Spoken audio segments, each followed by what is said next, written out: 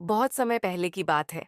एक दूर जंगल में एक छोटा सा खरगोश रहता था, जिसका नाम था जूजू। वह अपनी बहन झुनझुनी के साथ बहुत खुश रहता था। दोनों हर त्योहार मिलकर मनाते, लेकिन रक्षाबंधन का दिन उनके लिए सबसे खास होता। झुनझुनी हर साल जूजू की कलाई पर अपने हाथों से बनी राखी बांधती और कहती, तू सिर्फ मेरा भाई नहीं, तू मेरी ढाल है। लेकिन इस साल कुछ अजीब हुआ। रक्षाबंधन से एक दिन पहले झुनझुनी अचानक गायब हो गई। पूरा जंगल परेशान हो गया। जूजू उसे हर जगह ढूंढता रहा, लेकिन उसका कोई पता नहीं चला। उसी रात जूजू को एक सपना आया। एक राखी हवा में तैर रही थी और एक आवाज गूंज रही थी, तुम्हारी बहन को बचाने के लिए तुम्हें उस राखी को ढूंढना होगा जो अंधकार वन में छुपी है। लेकिन वह राखी शापित है, और जो भी उसके करीब गया कभी लौटकर नहीं आया। जूजू डर गया, लेकिन फिर उसने बहन की हंसी याद की और उसकी आंखों में फिर से चमक आ गई। अगली सुबह बिना किसी को बताए वह निकल पड़ा उस रहस्यमयी जंगल की ओर, जहां कोई भी जीव जाने की हिम्मत नहीं करता था। जैसे ही वह अंधकार वन में पहुंचा, चारों ओर अजीब सी खामोशी थी।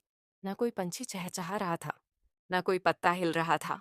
अचानक उसे सामने एक गुफा दिखी, जो चमगादड़ों से भरी हुई थी। उसे धीरे धीरे बिना आवाज किए उस गुफा से गुजरना पड़ा।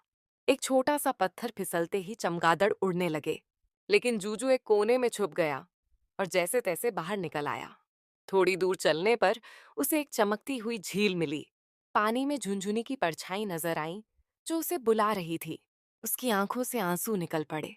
वह झील में उतरने ही वाला था कि उसे बहन की एक बात याद आई, जो सच्चा है वो खोने नहीं देता। उसने आंखें बंद की और दिल से रास्ता ढूंढा।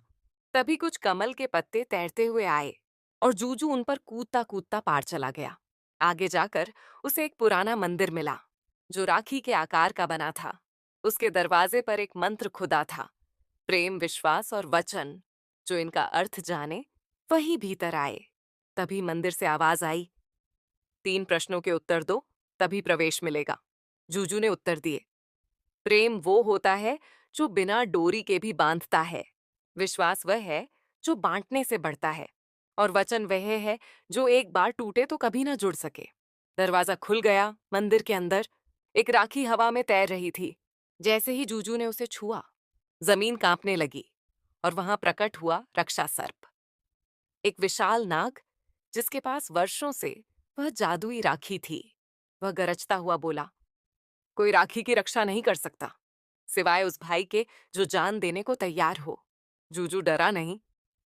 उसने राखी को अपने डंडे पर बांधा और बहन से सीखा हुआ जंगल का मंत्र दोहराया। राखी तेज चमकने लगी और एक सुनहरा कवच बनकर उसे ढक लिया। जूजू और रक्षा सर्प के बीच जबरदस्त युद्ध हुआ। आखिरकार राखी की शक्ति से रक्षा सर्प पत्थर बन गया। जैसे ही युद्ध खत्म हुआ, झुनझुनी वही मंदिर के बीचों बीच प्रकट हो गई। वह मुस्कुरा रही थी।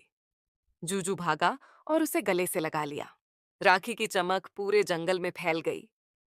सूखे पेड़ हरे हो गए, नदियां फिर बहने लगीं और अंधकार हमेशा के लिए मिट गया। उस दिन झुनझुनी ने जूजू की कलाई पर वही राखी बांधी और कहा, तू मेरा भाई ही नहीं, मेरा योद्धा है।